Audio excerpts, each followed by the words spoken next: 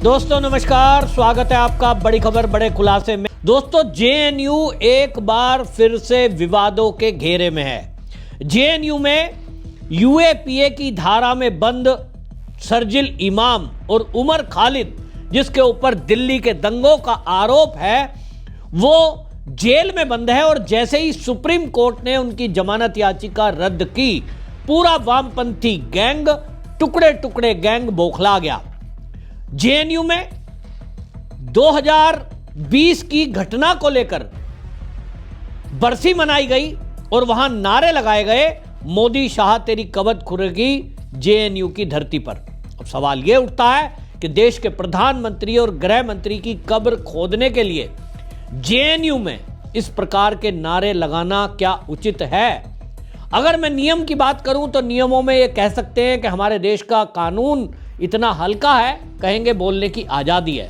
लेकिन आप इन छात्रों की, जो वामपंथी छात्र हैं, जेएनयू कैंपस में आए दिन इस तरह की घटनाएं होती हैं। पहले ज्यादा होती थी, अब थोड़ी कम हो रही है जब से 2014 से मोदी सरकार आई है। लेकिन इन नारों ने उमर खालिद और शर्जिल इमाम, कन्हैया कुमार, उनकी वही याद ताजा कर दी जो जेएनयू कैंपस में खड़े होकर नारे लगा रहे थे, भारत तेरे टुकड़े होंगे।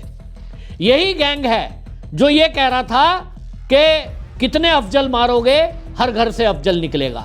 ये जेएनयू है, यहां इस तरह के नारे लगाए गए। और इतना ही नहीं, मोदी और शाह की कब्र खुदने के नारे, हालांकि ये गलत है, लेकिन फिर भी समझ में आता है कि चलिए आप वामपंथी विचारधारा के हैं तो आपकी भारतीय जनता पार्टी की विचारधारा विपरीत हो सकती है, लेकिन किसी व्यक्ति के कब्र खुदने की बात आप कैसे कह सकते हो? और नारों में इन्होंने कहा भगवा जला है, भगवा जलेगा। नारों में भगवों को जलाने की बात कही गई। क्या भगवा केवल भारतीय जनता पार्टी के झंडे का एक अंश है? लेकिन भगवा क्या है? भगवा हमारे भारत की पहचान है, भगवा सनातन की पहचान है, भगवा भारत की पहचान है। और भारत का पुरातन और सनातन ध्वज है, वो ध्वज भगवा है। अगर कोई व्यक्ति भारत की धरती पर यह कह रहा है कि भगवा जलेगा, तो इसका मतलब वो हमारे देश की संस्कृति, सभ्यता, संत समाज जो भगवा धारण करके घूमता है, उनके जलाने की बात कर रहा है। जेएनयू पढ़ाई के लिए है, आप पढ़िए।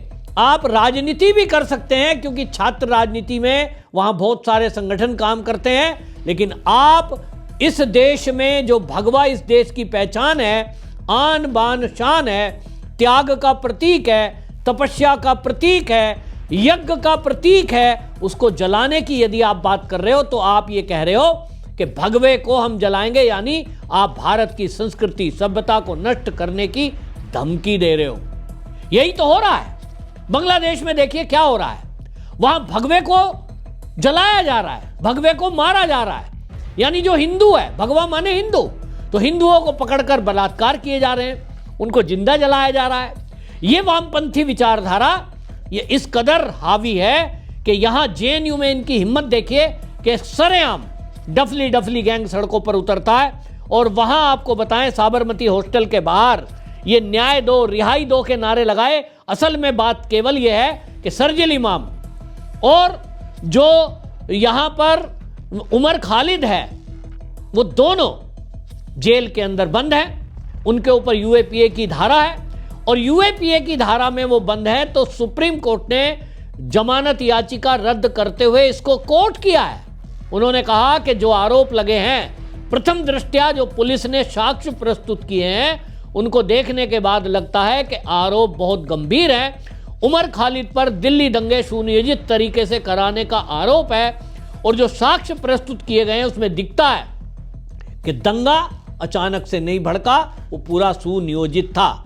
शर्जिल इमाम वो व्यक्ति है जो पूरे नॉर्थ ईस्ट को भारत से काटने का षड्यंत्र रच रहा था और लोगों को भड़का रहा था और कह रहा था कि चिकन नेक को अगर बीच से हम काट दें तो नॉर्थ ईस्ट को इस देश से अलग कर दिया जा सकता है।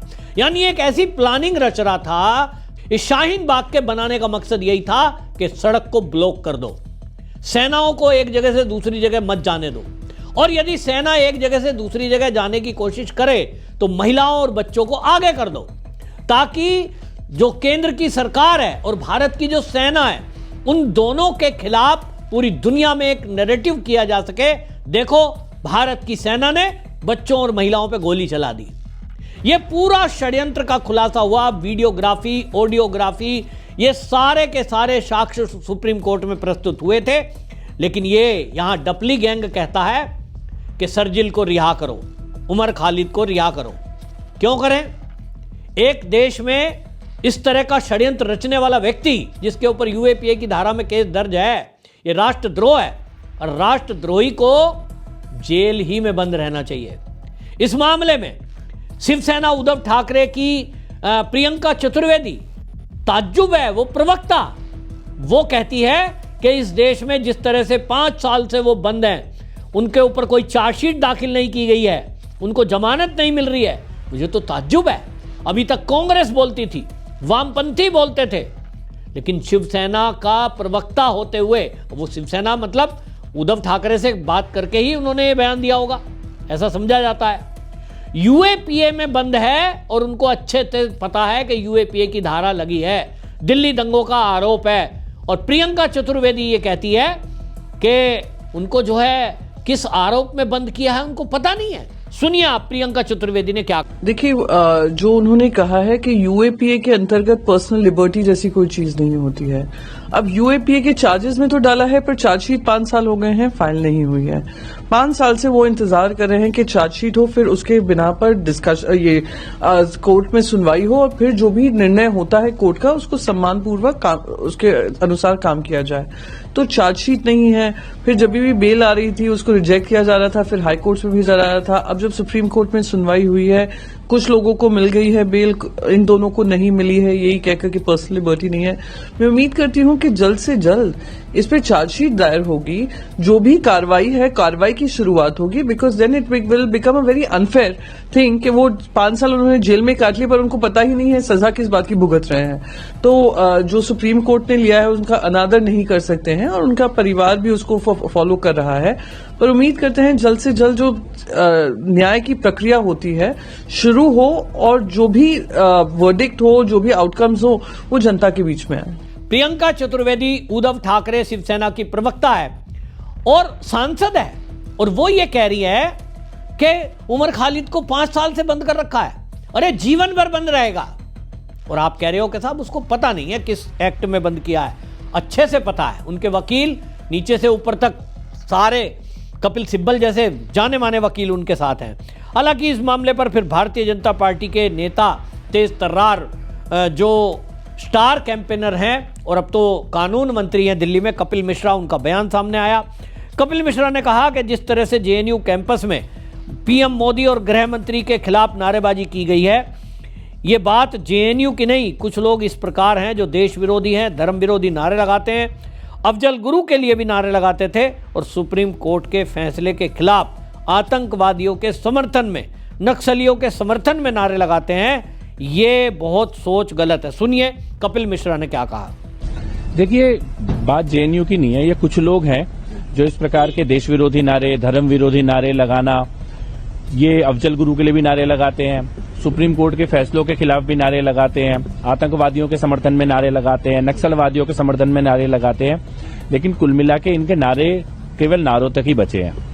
जहां नक्सलवादी होते थे वहां नक्सलवादी खत्म हो गए हैं, जहां आतंकवादी होते थे वहां आतंकवादी खत्म हो गए हैं। और दिल्ली के दंगाइयों पर, दिल्ली में जिन लोगों ने दिल्ली के खिलाफ साजिश रची, उनके खिलाफ सुप्रीम कोर्ट का फैसला आ गया है। तो इनकी छटपटाहट है और देश के दुश्मन ये जो सपोले हैं इनका सिर कुचला जा रहा है। इसलिए ये कपिल मिश्रा हमेशा से ये जेएनयू के टुकड़े टुकड़े गैंग के को एक्सपोज करते रहे हैं, हमेशा उनके विरोध में ये बोलते रहे हैं इस बात को कि ये जो टुकड़े टुकड़े गैंग है ये देश के लिए बहुत खतरनाक है। जेएनयू में जिस तरह की मानसिकता के लोग हैं, इसके पीछे राहुल गांधी खड़ा है, इसके पीछे कांग्रेस खड़ी है। आपने देखा होगा कि जब टुकड़े टुकड़े गैंग की बात आई थी, राहुल गांधी सीए प्रोटेस्ट के दौरान उनके बीच खड़ा था। आज अब भारतीय जनता पार्टी ने भी इस पर कड़ी प्रतिक्रिया दी है। शहजाद पूनावाला जो बीजेपी के प्रवक्ता हैं, उन्होंने इस पर बोलते हुए ये कहा कि ये जो हो रहा है, अमित शाह और भारतीय जनता पार्टी के जलने की बात कर रहे हैं, मारने की बात कर रहे हैं, कब्र खोदने की बात कर रहे हैं, ये जहरीली सोच है। और ये उमर खालिद और शरजील इमाम के जो पक्ष में बात कर रहे हैं, ये कांग्रेसी टूल किट है, ये कांग्रेसी इकोसिस्टम है जिस तरह से कर रहा है, और ये एक्सपोज करता है कि कांग्रेस की मानसिकता क्या है, क्योंकि कांग्रेस के राहुल गांधी इन्हीं के सपोर्ट में खड़े होते हैं। सीए के प्रोटेस्ट के दौरान जाकर वहां पर आम आदमी पार्टी के लोग खड़े थे, समाजवादी पार्टी के लोग इसी सोच के साथ खड़े थे, और कांग्रेस पूरी तरह से इसके पीछे खड़ी थी और झूठ बोल रहे थे कि आप अपने हक के लिए लड़ रहे हैं, आपकी नागरिकता छीन ली जाएगी। सुनिए शहजाद पूनावाला ने क्या कहा। उमर शर्जील जैसे टुकड़े टुकड़े करने वाले लोगों को भारत की राष्ट्रीय सुरक्षा के ऊपर रखता है और वोट बैंक नीति को राष्ट्रीय सुरक्षा के ऊपर रखता है। ये वही लोग हैं जो अफजल गुरु के समर्थन में आ जाते हैं, कहते हैं अफजल हम शर्मिंदा है, तेरे कातिल जिंदा है। ये नक्सलियों को शहीद बताते हैं, ये सीआरपीएफ के जवान के मारे जाने पर मिठाइयाँ बांटते हैं। ये वही लोग हैं जो बाटला हाउस एनकाउंटर के आतंकियों के लिए आंसू बहाते हैं। कांग्रेस हो, लेफ्ट हो या उनका इकोसिस्टम हो जेएनयू में, ये हर बार टुकड़े टुकड़े और भारत के देश विरोधियों के साथ खड़े हो जाते हैं और सुप्रीम कोर्ट तक की अवहेलना करते हैं। तो शहजाद पूनावाला साफ साफ कह रहे हैं कि ये कांग्रेस का इकोसिस्टम है, और ये इकोसिस्टम वही है कि सुप्रीम कोर्ट पे भी दबाव बनाने की कोशिश की गई, जिसमें आपने देखा कि किस तरह से मीडिया और सोशल मीडिया में उमर खालिद के और शर्जील इमाम के परिवार वालों के इंटरव्यू दिखाए जा रहे थे, टीवी में डिबेट चलाई गई, 5 साल से बंद है क्यों नहीं छोड़ा जा रहा, 5 साल से बंद है चार्जशीट दाखिल क्यों नहीं की। आपको क्या जल्दी है?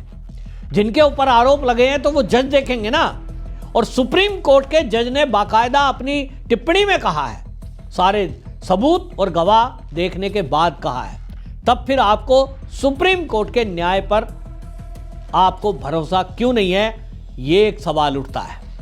ये बहुत गहरी एक साजिश षड्यंत्र हमारे देश के अंदर चल रहा है कि जेएनयू जैसे संस्थान में, जो कि भारत का एक जाना माना शिक्षण संस्थान है, उसके अंदर भी इस तरह से देश विरोधी विचारधारा के छात्र पनप रहे हैं। कल को ये आईएएस बने, कल को यहां से पढ़ करके ये आईपीएस बनेंगे, तो सोचिए जिस पोस्ट पर बैठेंगे, बड़ी पोस्ट पर, ये क्या क्या देश के विरोध में कर सकते हैं। ये बड़ी चिंता की बात है।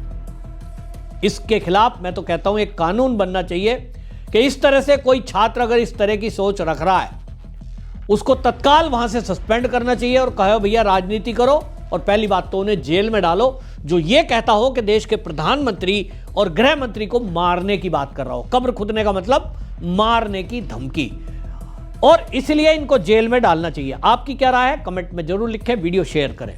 वंदे मातरम।